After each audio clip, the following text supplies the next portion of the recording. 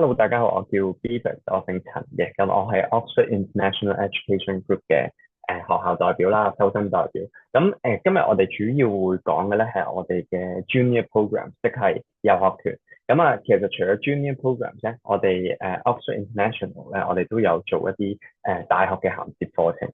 咁啊由美國、加拿大、英國、澳洲，我哋都有合作嘅院校嘅。咁當然今日嚟聽遊學團嘅，可能小朋友仲係年紀比較細個啦，咁都可以喺個chat room 嗰度留翻話俾我哋知啲小朋友而家係幾多歲，咁之後我哋可以再同 FSS 嘅顧問再同你哋跟進咯。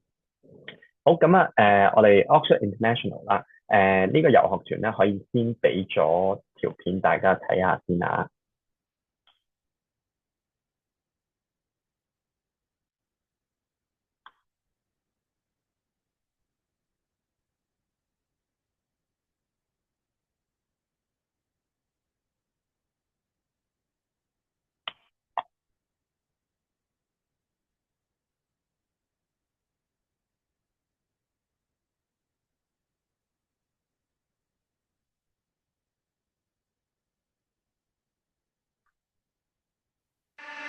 I just wanna get you on my grid sometimes. I migrate sometimes. All my friends are saying that I waste my time, that I waste my time. But baby, I do.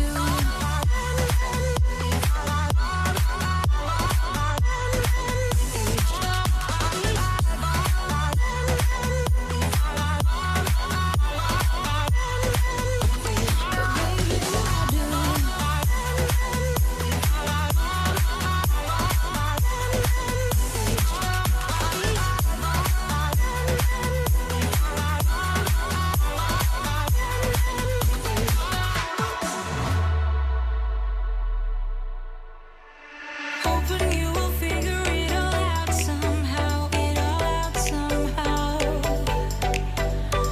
Why I'm back to it whenever you're around, oh, when you're around. I don't wanna tell you, I know if you care. Repeating my mind, rolling around, stuck in your bed, burning temptation. I just cannot hide it.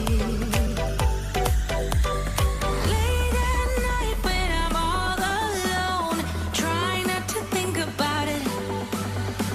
Invade my thoughts with your honeycomb.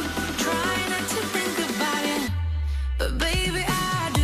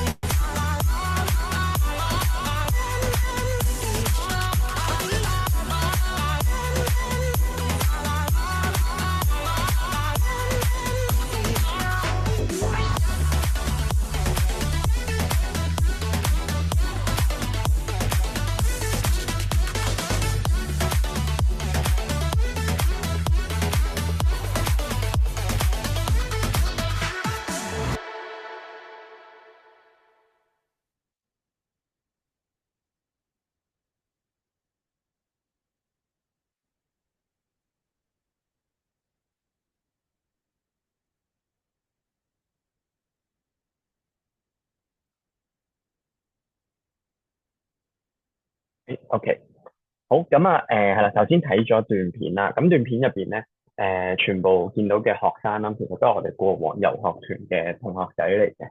咁啊，地區即係地點方面啦，咁其實我哋OIEG 咧，我哋分別就可以分為4個國家啦。咁UK 即係英國啦，加拿大、美國同埋澳洲嘅。咁澳洲係我哋一個新嘅 location 嚟嘅。咁呢度我頭先講呢4個國家啦，咁我哋有超過30個地點或者 centre 啦，喺夏天嘅遊學團。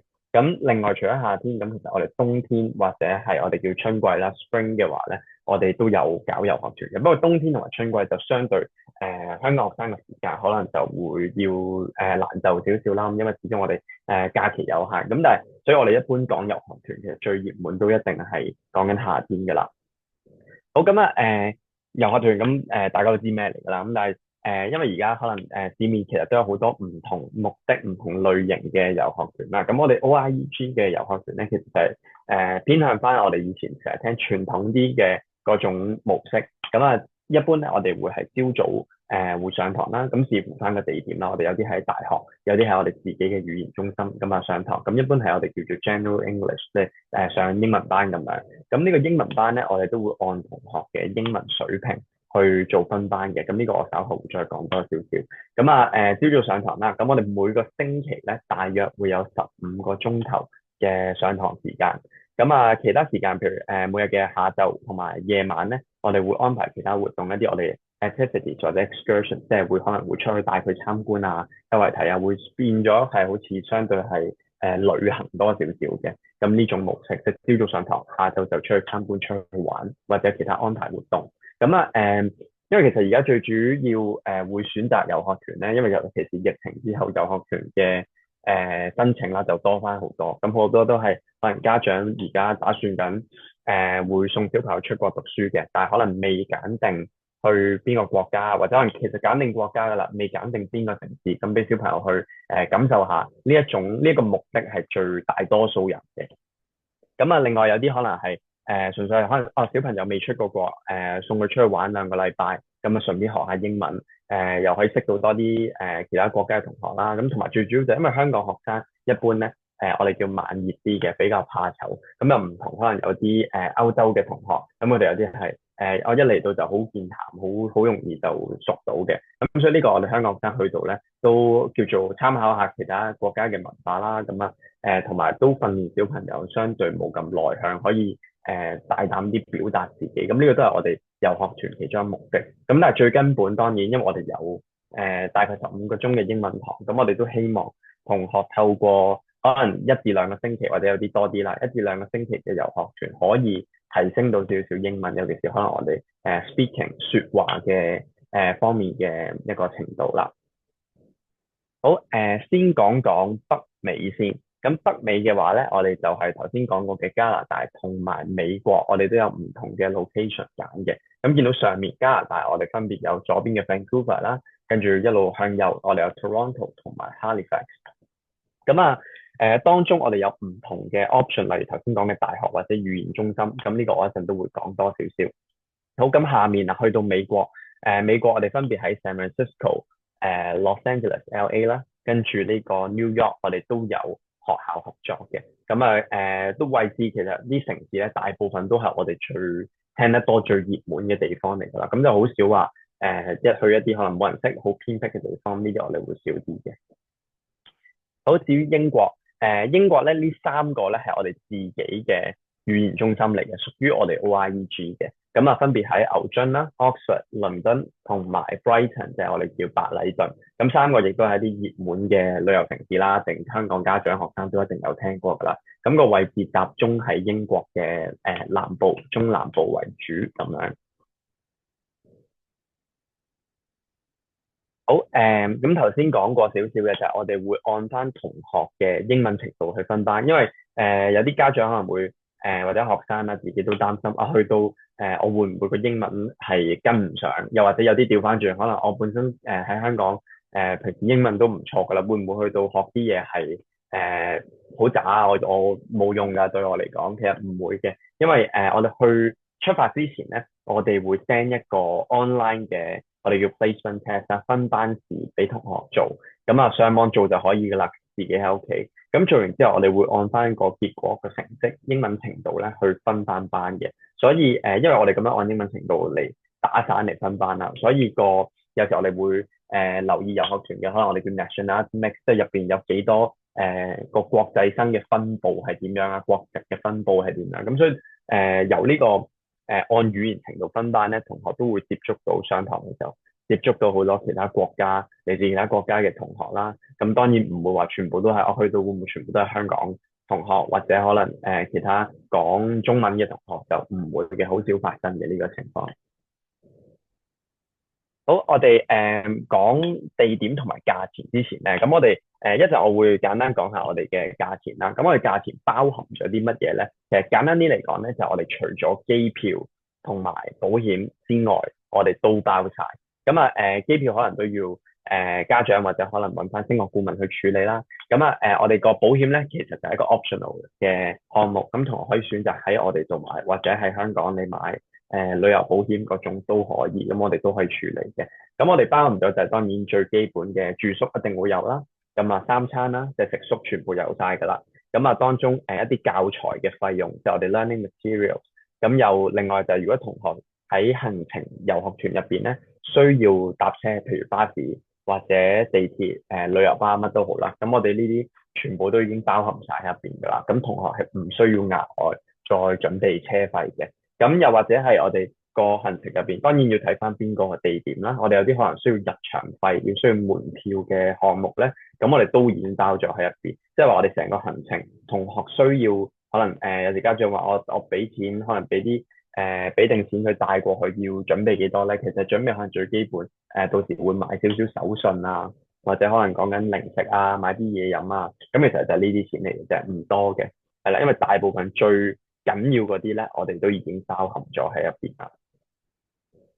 好，咁啊，同學到埗之後咧，我哋亦都會有一個就我哋學校嘅同事啦，會喺機場度接送同學嘅。咁呢個接送服務都已經包含咗喺個行程入邊噶啦。咁啊，除咗美國係 optional 之外咧，其他譬如加拿大、澳洲、英國，我哋全部都已經包晒喺個價錢入邊。咁去到就會有同事喺機場即係 arrival 嗰度接同學啦。咁啊，之前我哋就當然要知道同學嘅航班資料。咁我哋到時基本上我哋大部分同學咧都係星期日到埗，咁啊星期一正式開始。咁所以星期日咧，我哋基本上全日都會有同事喺晒嗰度，咁會接同學噶啦。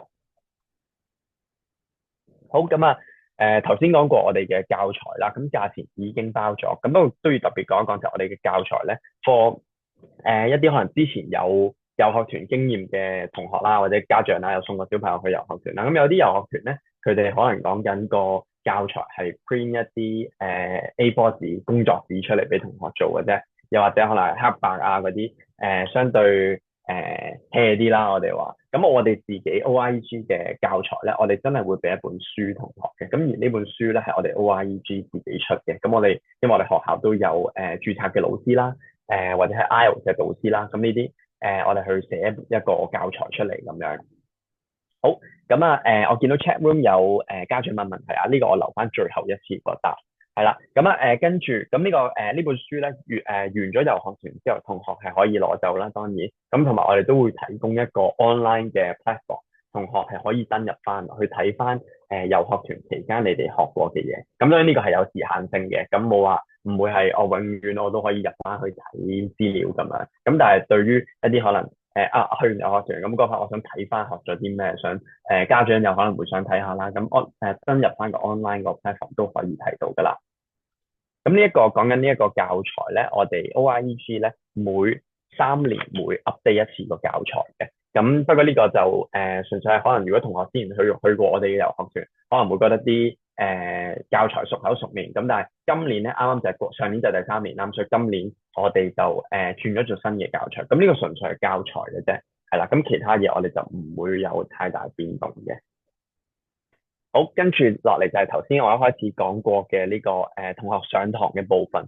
咁啊上堂，因為我哋係講緊頭先我講嘅 General English 啦，個英文班啦。咁對於一啲可能又係啦，去過遊學團或者本身覺得General English 未必好似唔係好啱我喎，有啲悶喎嘅學生咧，咁我哋其實都有另一個選擇，好似elective 選修科咁樣俾同學嘅。咁由 General English 我哋唔想上，或者我想試下其他嘢，咁我哋可以轉做呢一類，譬如係類似我哋商科入邊嘅 case study 啦。咁其實當然個核心嗰個目的，我哋都係希望同學嘅英文程度會進步啦。咁但係透過除咗普通英文班，我哋有啲可能有特定題材嘅去同同學上堂。咁當中我哋會特別注重同學可能嘅説話能力啦，例如係啲 group discussion，會可能要求同學傾完一個小組討論完，我哋會出嚟做 presentation，會出嚟分享下、彙報下咁樣嘅。咁呢啲都係訓練緊同學嘅説話啦，咁同埋對於同學之後升學其實都絕對有幫助。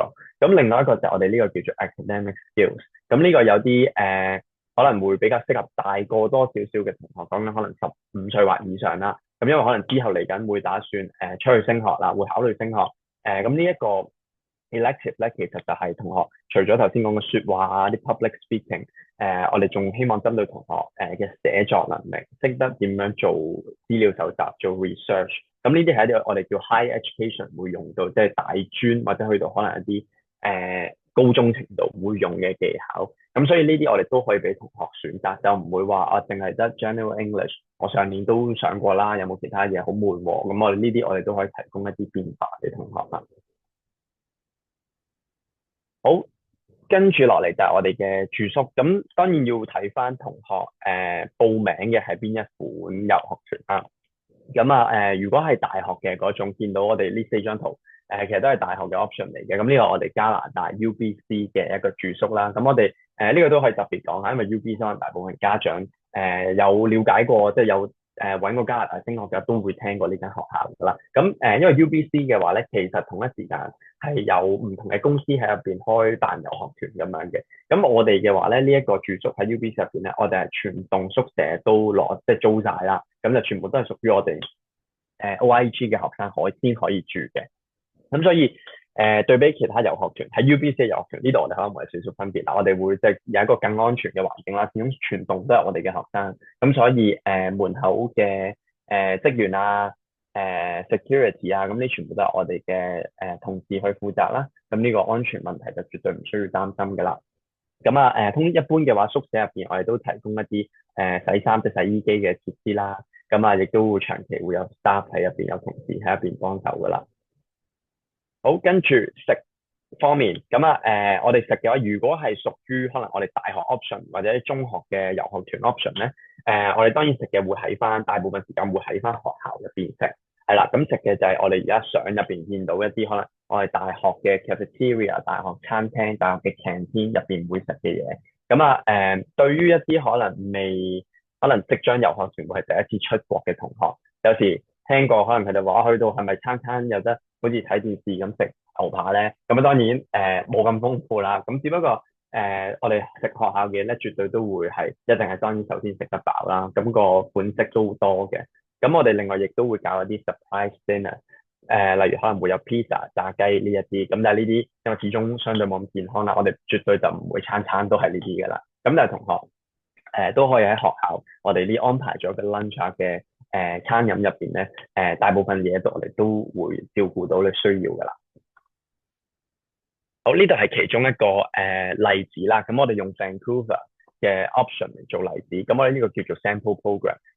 當然可能而家學生你哋考慮嘅有可能唔係 Vancouver，可能係 Toronto 喎。咁或者可能美國嘅 option 喎。咁我哋每個 location 咧都有一份呢一個叫 sample program 嘅。咁稍後如果係有興趣咧，我哋可以再 send 翻俾家長同學啦。咁呢一個係咩嚟嘅？其實就係簡單一個概念，話俾大家知大概個 arrangement 會係點。當然呢個我哋叫做 sample program，我哋入邊嘅內容係有機會會轉啊，或者啲次序會喐嘅，因為始終就係一個概念啦。大概俾家長睇，譬如朝早我哋9點翻學，咁我哋到晏晝係上幾多個鐘堂啊？晏晝出去玩去邊一度啊？夜晚有啲咩活動啊？咁樣基本上由朝到晚，我哋全程都會有同事會有 leader 領隊同同學一齊嘅。咁呢個就唔使擔心嘅。係啦，因為呢個見到我哋夜晚咧，呢個係我哋大學嘅 option 啦。咁所以夜晚我哋都可以安排到活動。咁但係有啲其他，譬如我哋係有啲會住喺寄宿家庭 host family 嘅，咁我哋夜晚就未必會有咁多活動可以 guarantee 安排到俾同學。呢度係要特別留意個分別啦。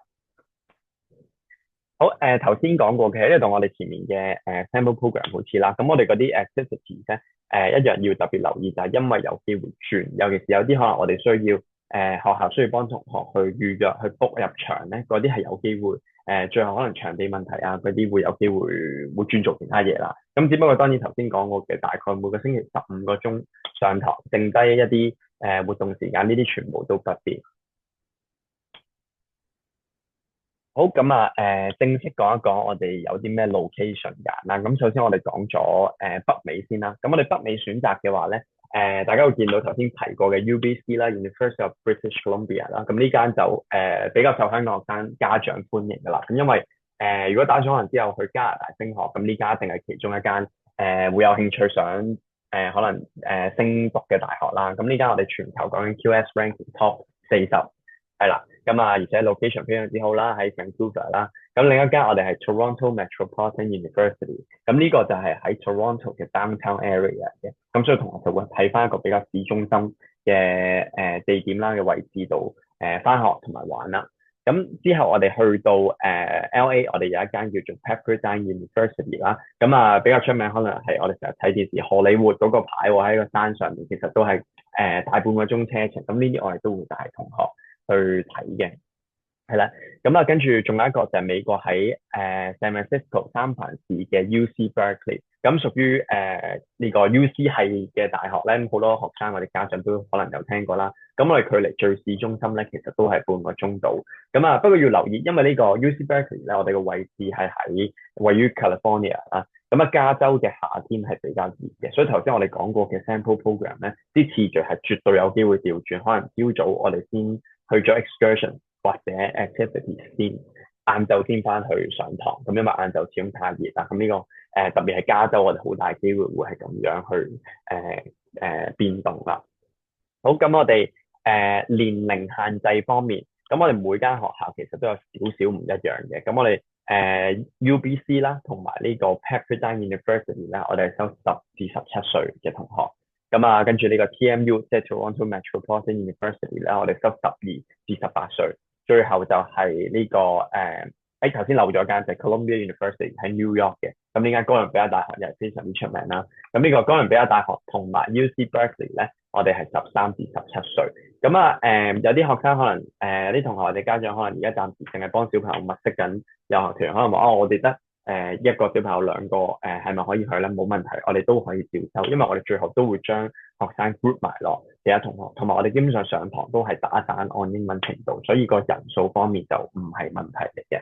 係啦，咁啊見到上面綠色嗰行字啦，右上角，咁我哋呢一堆location 呢一堆 centre 咧，我哋一個禮拜嘅遊學團咧，大約係2740蚊加紙起。咁當然頭先我講嘅有啲係美國嘅option 啦，咁但係呢個2740加紙啦，咁啊大概港紙咧係講緊14000，差唔多15000蚊左右。咁啊呢個就唔包機票啦，頭先講咗，咁所以就大概家長可能都有個預算啦，心目中。咁不過去北美嘅話咧，一般就好少話去一個禮拜咁少嘅，因為北美始終本身搭飛機都耐啲啦，比起可能其他英國、澳洲嗰啲，所以可能一般都去，大部分都講緊去2個星期咁玩耐少少。咁啊一個星期可能講緊返學嗰啲時間，玩嘅時間得5至6日咁就完咗啦。咁所以呢個當然睇返同學嘅要求啦，我哋全部都可以由1個星期起，即係2個星期、3個星期咁樣嘅。好，漏咗一樣啦又，咁啊頭先呢一堆大學嘅 option 咧，我哋住宿嘅話咧，就全部都會係住返喺大學宿舍入邊。咁啊，因為始終呢個係最方便嘅距離啦。大學宿舍入邊一般可能講緊喺 campus 入邊，同學行5至10分鐘就已經喺晒個 campus 入邊啦，行5至10分鐘就乜都到到。咁所以呢個就會係一個最安全、最方便嘅選擇。咁啊有啲同學話我可唔可以讀去參加呢個大學嘅遊學團，但係住寄宿家庭 host family 咧，其實我哋都可以安排。不過因為始終呢堆大學可能一般佢哋喺比較市中心嘅地方，咁如果要安排寄宿家庭，佢就好難會係話喺正隔離。一般可能同學就要搭車啦，半個鐘至1個鐘都有可能嘅。咁所以一般如果你話揀大學嘅遊學團，我哋都係住翻喺大學入邊，咁就最方便、最安全啦。好，跟住下一個選擇，咁就係我哋嘅寄宿家庭嘅 option 啦。咁呢一個咧，同學翻學嘅地方就變咗，即係上堂嘅地方就變咗唔係喺大學入邊啦，就會喺我哋 OIEG 嘅語言中心入邊。咁我哋除咗遊學團，我哋平時都有開放俾其他學生讀語言課程啦、英文課程啦咁樣嘅。咁同學就會喺呢個語言中心入邊啦。咁3個地點我哋加拿大 Toronto、Vancouver 同埋 Halifax。咁啊年齡咧就13至到18歲。咁呢一種模式咧，我哋就係住寄宿家庭。咁我哋同學返學放學嘅話，就變咗要預時間搭車。咁一樣好似我頭先咁講，個距離大約會係半個鐘至一個鐘嘅車程。咁一般咧，我哋都係個arrangement 咧都係 share room 嘅，即係會有其他 roommate 一齊住啦，同一個 host family 咁樣啦。咁所以返學放學一般都係同你哋嘅同學住埋一齊嘅同學一齊搭車。咁都明白有啲家長可能話如果小朋友真係得，可能我哋最細收13歲，咪有啲可能真係得13、14歲，會唔會危險啲啊？會擔心啲喎。咁我哋其實都可以另外再安排揾返學放學嘅接送俾學生，不過呢一個服務就要另外收費啦。咁寄宿家庭嘅好處咧，對比前面大學，當然個目的啊或者個模式會有少少唔同啦。我哋喺個語言中心，咁我哋就變咗唔係大學嘅設備啦，咁所以同時咧呢一款寄宿家庭嘅 option 咧會平少少。我哋一個禮拜起咧大約係2100加紙左右，咁就係大概11000蚊多少少港紙，就已經可以去到一星期啦。咁呢個講緊北美，因為北美一般其實都比較貴嘅，咁所以攞11000幾就可以去加拿大玩，咁呢個其實都比較會話性價比比較高咯，係啦。咁同時因為佢同學返學放學都要自己搭車啦，咁呢個都訓練同學嘅獨立性，咁所以都要睇返同學本身個性格係啱唔啱呢種啦。咁我哋之後都可以再同家長再跟進再討論下。好，咁北美另外最後一款就係我哋呢個叫做 traveling classroom，咁呢個係我哋今年新嘅，我哋上年係冇呢一個課程嘅。咁呢一個嘅話咧，我哋見到價錢就再平多少少，1975加紙，咁就係11,000蚊唔夠啦，大約。咁呢個同前面有咩唔同咧？首先我哋個 location 咧係 Vancouver 即係 UBC、Toronto 即係頭先講過嘅 TMU 同埋 Halifax 就係我哋自己嘅語言學校。咁年齡都係13至17歲，同我哋一般遊學團同，因為我哋睇個名就知啦。Traveling classroom，我哋上堂嘅地方咧會係周圍走嘅，因為我哋平時如果去過遊學團嘅同學，可能有啲就話日日咁樣坐喺度幾個鐘，好似返學咁樣，咁好悶喎，唔中意喎。有冇其他類型嘅遊學團咧？咁我哋呢種就係帶同學周圍走，去邊咧？就可能去一啲當地嘅譬如博物館啊，或者有啲可能我哋成日有時睇上網見到一啲好巨型嘅圖書館啊，嗰一種地方啦。咁我哋入到去咧會俾啲 task 同學一齊做，即係同其他同學可能有啲 group task 啦。咁或者可能會有啲 worksheet 有啲功課喺嗰度俾佢哋去做準備啊，去玩啊咁樣。咁所以呢個就係有一種好似實地考察嘅模式咁樣去上堂。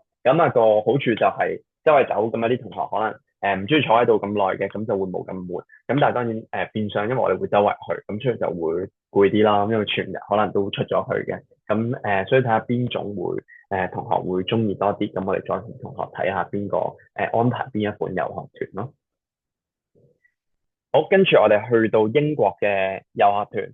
咁英國嘅話咧，我哋 location 係再多少少啦。咁我哋其實最初我哋 Oxford International 咧都係由英國嘅遊學團做起嘅。咁而家係第34年㗎啦，其實都咁好。第一款就係我哋嘅同頭先加拿大嘅嗰種好似，其實就係住寄宿家庭嘅一個 option 啦。咁我哋 location 3個，亦都係一開始講過少少㗎啦。咁我哋第一個喺 London 啦，喺呢個 Greenwich，即係我哋叫格林威治。咁有聽過可能格林威治時間啊，格林威治天文台。咁我哋見到左邊嗰張相，最上嗰張就係 Greenwich 啦。咁跟住就 Oxford 啦，牛津，同埋最下面嗰張相 Brighton 白禮頓。咁呢3個地方就都係屬於我哋自己 OIG 嘅語言中心。同學亦都係住喺寄宿家庭。年齡咧，我哋可以再收細個少少，比起北美，我哋收12至17歲。係啦，另外要講埋就係我哋個寄宿家庭啦。咁其實全部寄宿家庭咧都係由我哋 OIG 去揾翻嚟去聯絡嘅。咁因為有啲遊學團如果係住寄宿家庭嘅話咧，可能會用一啲第三方嘅監護人公司啊，或者寄宿家庭公司去揾。要聯絡起上嚟就可能相對會迂迴啲、麻煩啲。咁我哋呢種就唔係嘅，我哋直接就可以揾到個寄宿家庭，咁就會方便少少。咁我哋英國嘅話咧，一個星期起跳嘅遊學團咧，即係呢種寄宿家庭，我哋係793磅起。咁英鎊就好計啲啦，我哋加多個零，大概就係港紙㗎啦，大概8000蚊唔夠就可以去到英國一個禮拜。咁所以呢個因為亦都係講緊我哋話性價比，咁所以而且英國係一個好熱門嘅升學地點啦。所以非常之受香港學生歡迎嘅，因為香港學生普遍我哋一般係揀英國同埋加拿大最多。咁啊，美國始終咪美國有一樣就我哋要美國去美國嘅話，即使遊學團嗰啲，我哋都要做簽證，所以呢個就亦都有啲家長可能咁啊卻步啦。咁啊，如果係英國或者加拿大咧，其實我哋都係講緊做一個 ETA，咁即係個入境許可其實好快啫，唔屬於係簽證嚟嘅，即係唔係嗰啲咩 student visa 啊咁樣，咁所以就易搞啲啦。咁所以香港嘅家長同埋學生就會中意多少少啦。好，跟住就係呢一個就我哋頭先北美冇嘅 option 嚟嘅，咁就英國嘅 boarding school 模式。咁我哋分別有兩間，第一間叫 Bradfield College，第二間係 Christ Hospital School。咁呢兩間嘅話就係英國一啲 local 嘅寄宿學校啦。咁我會話比較啱就係考慮緊要唔要去英國讀寄宿學校，或者係其他國家讀寄宿學校嘅學生或者家長啦，諗緊送唔送小朋友去。因為呢一種嘅話就小朋友可以大概睇到其實同香港讀書有咩唔同咧？我哋翻嚟嘅 feedback 其實大部分都好中意嘅，因為boarding school 咁我哋其實所有嘢都喺晒入邊發生㗎啦，包括佢住當然係啦，食啦，咁我哋活動啦好多都喺入邊進行嘅，所以呢個我哋年紀可以再收細個啲，我哋一間係可以收8歲，一間可以收9歲嘅，咁所以話再細個啲年紀細啲嘅小朋友，咁想要再安全啲，因為佢哋細個可能未必太照顧到自己，咁呢一種 boarding school 模式就好啱佢哋咯。好，跟住去到就係我哋大學嘅 option 啦。咁英國嘅話咧，首先我哋有好幾間嘅，呢兩間咧比較係一啲我哋叫做唔遠離市中心少少嘅，唔完全喺市中心嘅。第一間係 Royal Holloway，咁就我哋左邊張相上面嗰張啦。咁其實 Royal Holloway 我都唔作太多介紹啦，因為都係一間好出名嘅大學啦，咁屬於 University of London 嘅成員之一啦。咁location 咧係一個叫 Egham 嘅地方，咁佢離倫敦大概半個鐘頭至9個字左右嘅火車嘅啫，所以都係一啲近郊，非常之近。另一間叫做 Sparkhill College，呢間可能就相對比較少香港嘅家長少啲聽啦。所以如果你話 Royal Holloway 咧，我哋主要就係個大學個環境係非常之靚啦。咁同學一般去完呢間咧都好中意呢間大學㗎啦，咁因為佢個 location 亦都好方便啦。我哋excursion 嘅話咧，我哋都會帶同學去倫敦可能參觀一啲最 signature 啦，當然 London Eye 呢啲我哋一定會去㗎啦。好，之後三間咁就係我哋都係屬於大學啦，咁我哋呢三間咧就相對喺市中心多啲㗎啦。咁第一間係 Goldsmiths 啦，又係屬於 University of London 嘅成員，呢個就比較係屬於喺倫敦嘅中心入邊。第二間就係 Oxford Brookes 咁係牛津嘅啦，跟住仲有一間就係 University of Greenwich，咁呢個就係頭先我哋倫敦我哋指語言中心嘅同一個地方，因為我哋語言中心其實就喺隔離嘅啫，係啦。咁我哋年齡方面，Greenwich 嘅話 University of Greenwich 咧，我哋可以收10歲最細，另外兩間 Goldsmiths 同埋 Oxford Brookes 我哋可以收12，兩間最大都係收17歲。咁有啲同學如果可能家長會家長可能知道嘅一個學生小朋友佢到時可能爭少少先到我哋個最低要求嘅年紀，咁呢啲我哋要逐個做 case by case 咁樣去睇，因為始終安全我哋就最緊張啦。咁所以呢個我哋都要睇，如果小朋友嘅年紀真係爭太遠嘅話，我哋一般都唔能夠接受啦。係啦，咁可能就如果年紀爭少少喎，咁你就不如試下可能再考慮之後嘅冬天 winter camp 再去都得。啱啱講漏咗價錢，咁咧大學嘅 option 咧，我哋分別係 Royal Holloway、Sparkhill 呢兩間咧，大約一個禮拜956磅，而三間喺市中心嘅 option 咧，咁我哋係大概1200磅，即係12,000港紙左右啦。最後我哋一個就係啱踢波嘅，中意踢波嘅同學啦。咁呢一個踢波 camp 啦，我哋叫。咁我哋其實個地點咧，都係喺頭先講過嘅其中一間大學，英國嘅 Royal Holloway 入邊度進行嘅。咁同學一樣會喺 Royal Holloway 入邊上堂啦，同埋住宿都會用翻大學嘅。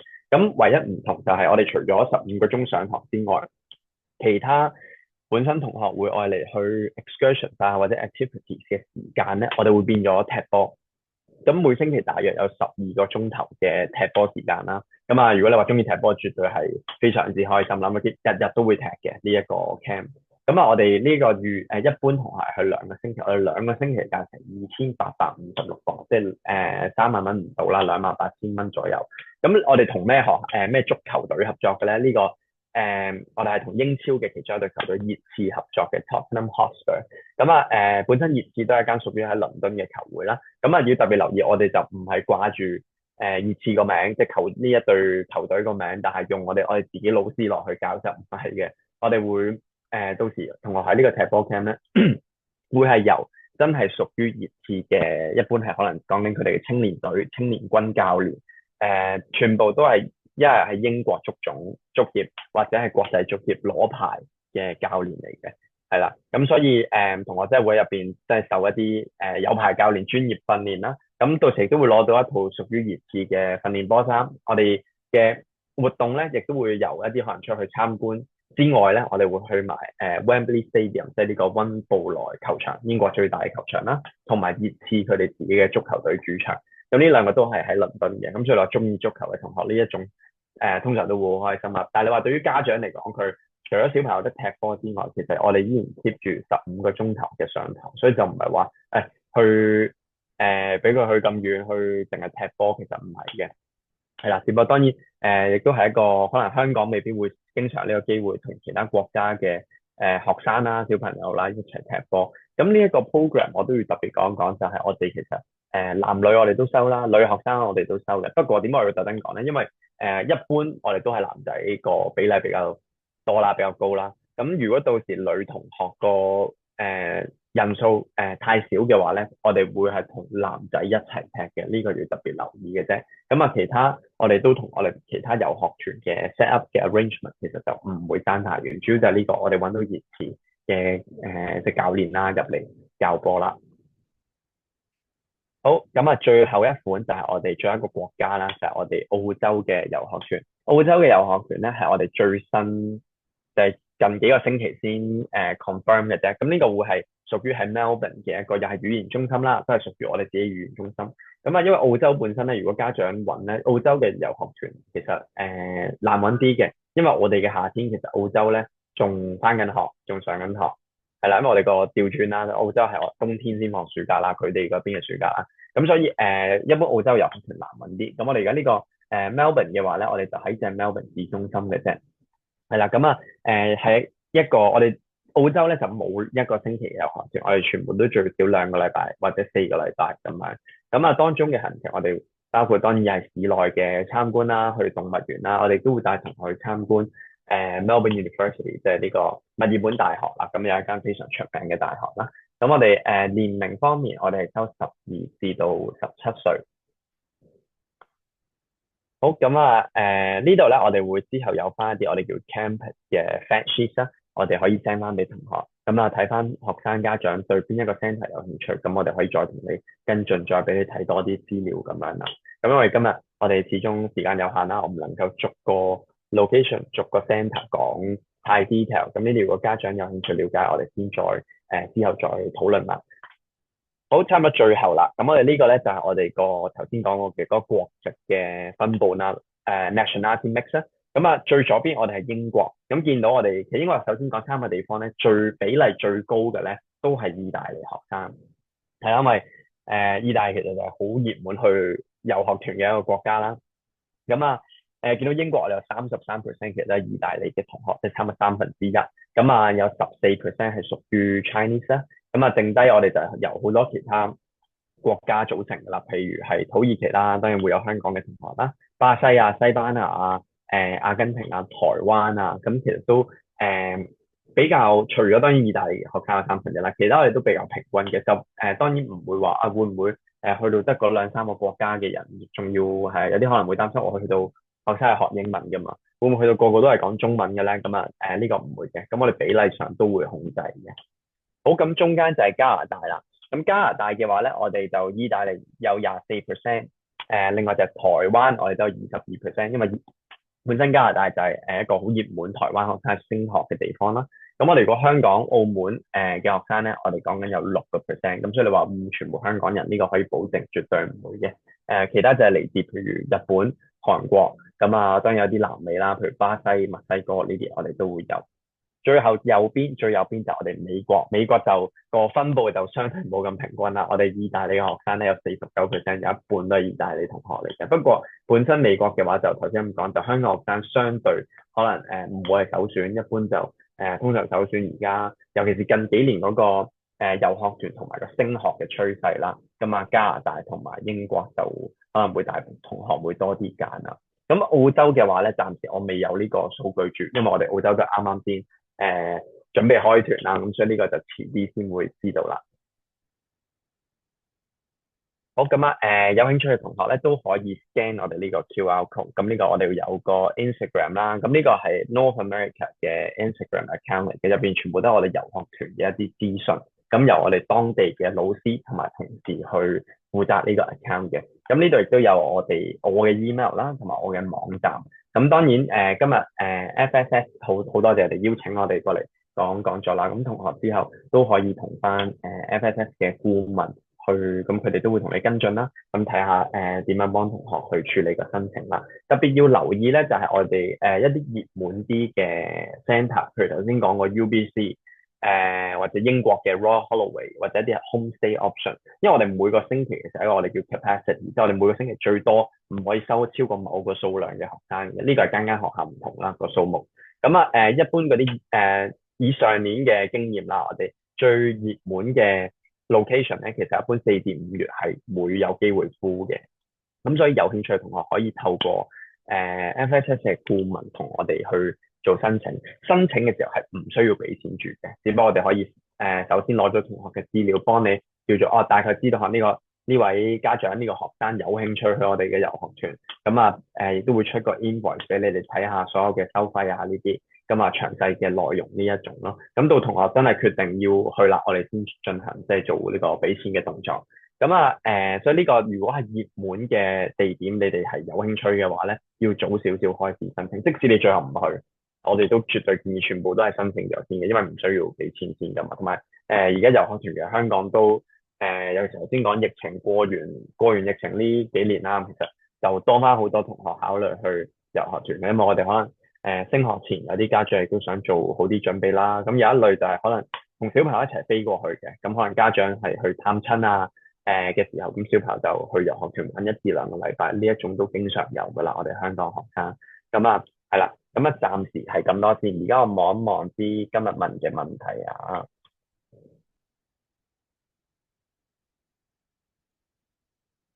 好，見到 Maria 問嘅，我哋嘅旅遊保險包唔包唔見行李？呢個我要再 double check 唔見行李嘅話，但係當然睇醫生係一定會包。呢個我要再 check 之後，我再覆翻你。因為我哋嘅如果你話對比嘅咧，如果我冇記錯，我哋個保險係3磅1日，如果英國嘅話。其他國家個價錢每日，因為我哋斷日計嘅，個價錢都差唔多，所以其實你真係要比較香港平時我哋自己買嗰啲旅遊保險咧，其實香港係平啲嘅，係啦。除非家長上一次過喺我哋度搞埋，如果唔係，即使我哋係遊學團，即係我哋係做遊學團嘅呢邊啦，學校呢邊啦，但係我都建議可能香港買你會仲方便，因為而家好多係用可能銀行 app 啊，或者有可能保險 agent 啊，佢哋都會做到呢樣嘢。萬一 touch wood 我哋要 claim 錢嘅，有嘢要 claim 嘅，咁香港其實真係會容易搞啲嘅。不過呢個我可以之後再同 FSS 嘅顧問去覆翻你啦。好，William 問嘅係啦，女仔可唔可以 join football camp？ 可以嘅。不過都係頭先嗰句，就係如萬一人數個比例真係爭太遠咧，女仔可能就變咗同男仔一齊踢啦。early bird discount 咧，我哋暫時冇呢個住。不過如果同學係透過今日 FSS 嚟申請，即係今日有嚟聽我哋嘅講座啦，申請嘅話咧，我哋個註冊費咧都可以同同學免咗佢嘅，係啦。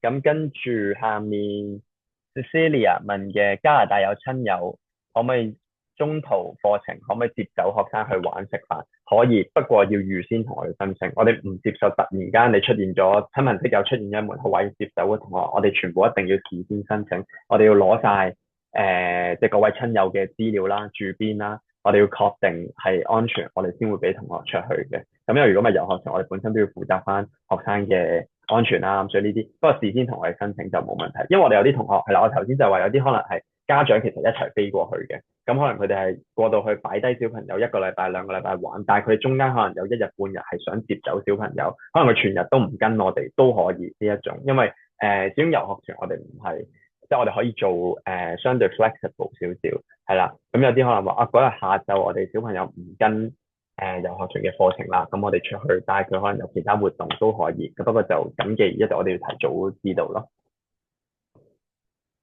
好，跟住我哋再見到就係都係 Cecilia，我哋兩兄妹一齊參加 UBC Camp，可唔可以安排同房或者附近？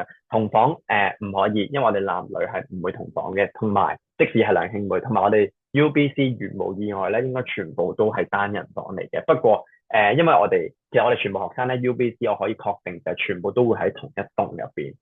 係啦，咁其實就絕對唔會遠嘅。不過你話會唔會安排隔離房啊、上下兩層啊？呢啲我哋可以抹低，可以同你處理啦。好，跟住有冇適合家長一齊參加嘅親子 camp？我哋暫時冇呢一種模式住。咁我哋最多嘅話，頭先我講嗰啲家長可能佢會一齊飛啦。咁啊可能當然睇你個要求，有啲可能我哋其實飛過去報名一個禮拜。但係當中我得4日或者5日係跟我哋遊學團啲行程，其他時間可能家長會帶佢出去呢種咁樣就可以。但係你話家長一齊參加嘅話，我哋暫時就冇，我哋全部都係課頭先講嘅即係我哋全部都係課小朋友佢哋因為好多活動可能需要佢哋合作啊，或者可能有啲討論環節啊，有啲學術環節啊，呢啲我哋都係為佢哋設計嘅，所以就係啦，親子 camp 就暫時冇。不過我可以反映下呢個。好，咁啊，我睇睇先，應該就暫時冇其他問題。咁啊，如果係啦，咁一樣啦，我哋因為時間有限啊，咁我哋今日完咗呢個講座之後，咁FSS 嘅顧問會同大家跟進啦。之前可能大家都大部分應該都有留低過資料噶啦。咁如果想同我哋學校，你想直接揾我哋嘅，你可以透過 email，而家畫面上面嘅 email，或者透過 FSS 佢哋聯絡我哋都可以。係啦，咁因為有啲可能頭先我冇解釋得太清楚，或者我講得太快嘅話，咁之後我哋可以再嚟同你哋跟進咯。咁啊，不過就特別留意就係緊記頭先我講嘅遊學團，我哋需要早少報名，因為遊學團就同平時我哋可能有聽過嗰啲升學啊嗰啲，就個處理方法有啲唔同。係啦，遊學團我哋好多嘢都好快嘅，咁所以而且香港學生比較多人去嘅都，所以呢個我哋特別注意啫。好，咁啊，冇其他問題嘅話，我哋今日就暫時到呢度先，咁多謝大家。